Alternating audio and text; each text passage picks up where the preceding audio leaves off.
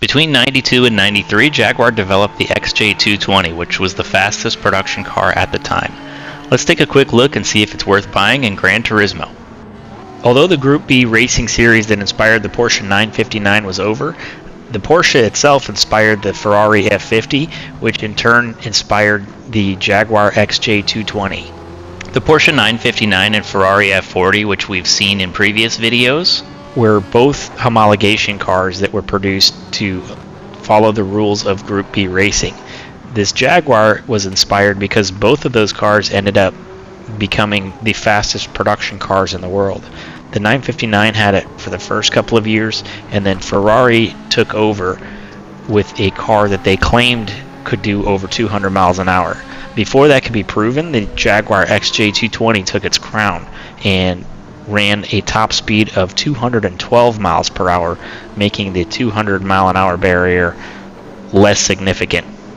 Unfortunately for Jaguar, the McLaren F1 would be released shortly after, again raising the record for the highest production car speed, and it would hold the record for quite some time thereafter.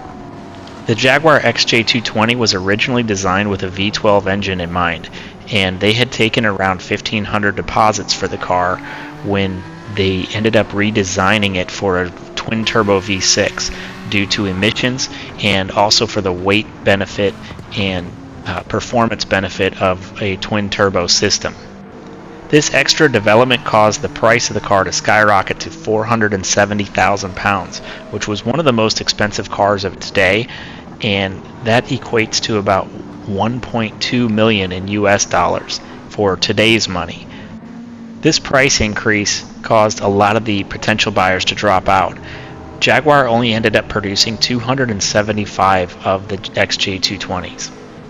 Lucky for us, in Gran Turismo, this is actually an extremely cheap car for a Legendary Motors car, coming in at $615,000, which honestly almost seems like an error. I ended up picking up two so that I could have a big wing vehicle like we're seeing here and leaving one relatively stock. Keeping the car closer to stock, this car is able to compete in the Tokyo 600, making your money back in one race. It's also able to be modified to race at Le Mans in the 700 series, and you can modify it out to compete at the Spa 800 as well. So it's a good money maker and it's a great car. Let's head to Tokyo and see how it competes with the other cars on the list. The prototype was designed to have all-wheel drive, but they ended up building the car as a mid-rear layout with only rear-wheel drive powering the vehicle. It has over 800 horsepower when fully modded and over 600 foot-pounds of torque, so it's a pretty powerful car. And it's actually extremely stable and very predictable. It does have a slight tendency to push with the setup I'm using, and that's not a bad thing, especially on a mid-engine car, because it gives you a lot more predictability in the corners. On our 3 laps with the 5 times wear on the tires and fuel, we ended up using about 10% of the front tires and about 15% of the rear.